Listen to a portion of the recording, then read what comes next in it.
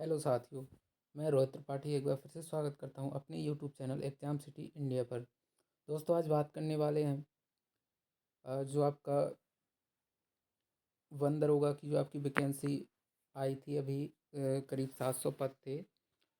तो उस संदर्भ में जो आपकी पैट 2021 के थ्रू जो अभ्यर्थी पैट 2021 का एग्ज़ाम दिए थे, तो उन लोगों ने इस फॉर्म के लिए आवेदन किया हुआ है और अभी तक आयोग द्वारा इसके लिए कट ऑफ जारी नहीं की गई है। तो अगर कट ऑफ की बात करें तो ये आपकी फरवरी लास्ट वीक या मार्च फर्स्ट वीक में ये आपकी जारी हो जाएगी। जैसा कि आप देखेंगे कि सिलेबस जारी हो चुका है और ये आपका जो पेपर है वो आपका देखें कि आपका ये जो पेपर है ये आपका कुल 100 नंबर का पेपर होगा।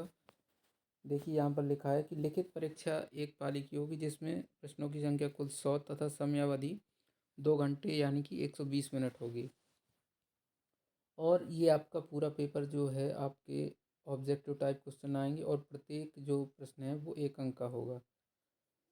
अगर बात करें प्रश्नों की तो ये आपके 100 प्रश्न हैं और कुल अंक 100 और समयावधि 120 मिनट।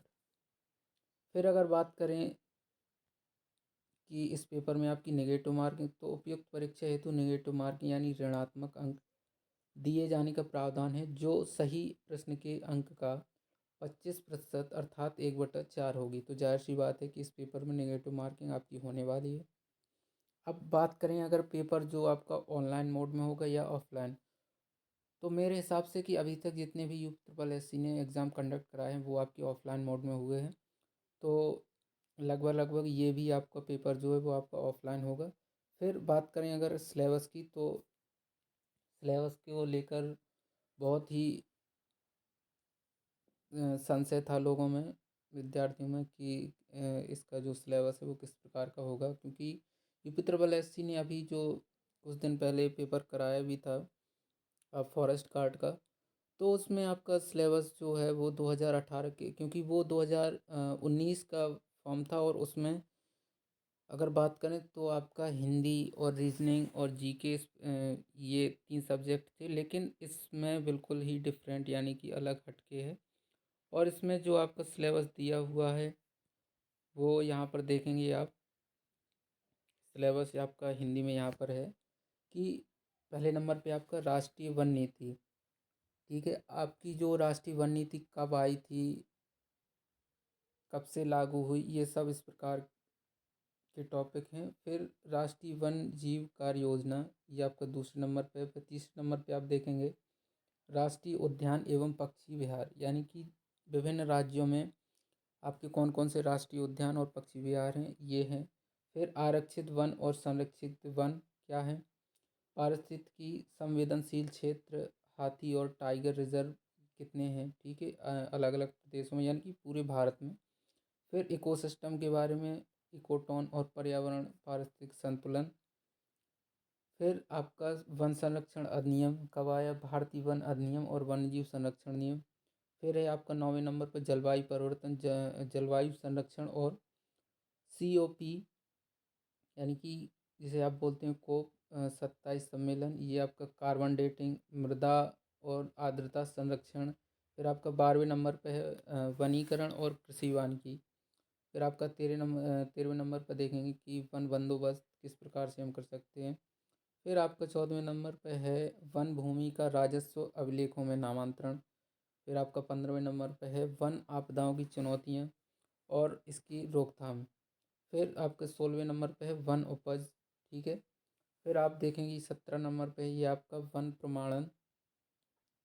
और फिर आप 18वें नंबर पर अगर देखें तो आपका 18वें नंबर पे है मानव वन्यजीव संघर्ष। फिर 19वें नंबर पे वन दरोगा के कर्तव्य एवं अधिकार, क्योंकि आप ये जो आप पेपर देने वाले वो आप का मुख्य जो पेपर है वो वन दरोगा के लिए ही है। तो इसमें वन दरोगा के कर्तव्य क्या क्या हो सकते हैं और उसके अधिकार। फिर आपका 20वें पे है वृक्षारोपण कार्य योजना। 21वें नंबर पे है वन पर्यावरण और उसके लाभ। फिर 22वें नंबर पे है वन एवं वन्यजीव संरक्षण। फिर आप देखें 23वें नंबर पर वन संरक्षण के लिए सरकारी कानून और नीतियाँ, यानी कि वन संरक्षण के लिए सरकार द्वारा जो कानून अभी तक बनाए गए हैं और नीतियाँ उसकी क्या क्या हैं, तो इसमें वो सब आएंगे। फिर 24 नंबर पर देखेंगे भारतीय अर्थव्यवस्था में वनों का योगदान क्या क्या है। 25वें नंबर पे है वन पारिस्थितिकी और 26वें नंबर पे है भारतीय कृषि प्रणाली और फसल चक्र। तो ये आपकी 26 जो आपके टॉपिक हैं ये आपके सिलेबस में बंद दरोगा के दिए हुए हैं। और अगर बात करें कि बुक की, तो अभी तक मार्केट में ऐसी कोई ऑथेंटिक बुक नहीं आई है जो कि केवल स्पेशल वन दरोगा के लिए हो, क्योंकि अभी तक वन दरोगा के सिलेबस को लेके कोई कंफर्म नहीं था कि क्या सिलेबस हो सकता है। तो अब आप आगे की रणनीति बिल्कुल अच्छे से तैयार करेंगे, क्योंकि ये आपका सिलेबस जारी कर दिया हुआ है और ये आपके टोटल 26 ये आपके टॉपिक दिए हुए हैं। तो अगर बात करें कि इसमें टोटल ज़्यादातर जो है वो आपकी इन्वायरमेंट इंक्लूड है, तो इन्वायरमेंट से रिलेटेड आपको सभी महत्वपूर्ण फैक्ट्स याद करने होंगे।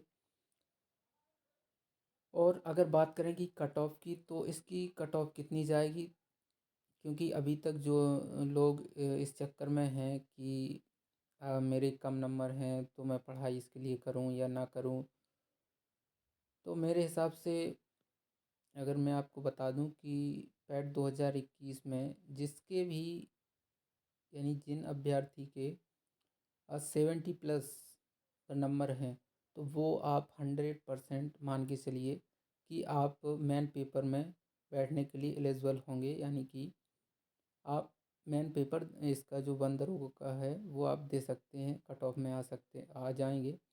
तो बिल्कुल भी निराश मत हों जिसके भी कम हैं, यानी कि 70 से कम है, 2-3 नंबर कम भी हो सकते हैं या ज़्यादा भी हो सकते हैं, तो वो आप बिल्कुल तैयारी बनाए रखें अपनी कंटिन्यू, जिससे कि आप एग्ज़ाम तक अपनी तैयारी अच्छे से कर सकें। और एग्ज़ाम की अगर बात करें तो कट ऑफ जारी होने के लगभग 15 से 20 दिन बाद ये आपके मेन परीक्षा के लिए फॉर्म फिल होंगे, और इसके बाद लगभग 2 से ढाई या 3 महीने ये आपको इतना टाइम मिल पाएगा जो आपका पेपर होने के लिए, तो इतने में आप अच्छे से अपनी तैयारी कर सकते हैं। और दोस्तों, वीडियो पसंद आई हो तो वीडियो को लाइक और शेयर ज़रूर करें और सब्सक्राइब कीजिए हमारे चैनल एग्ज़ाम सिटी इंडिया को। धन्यवाद।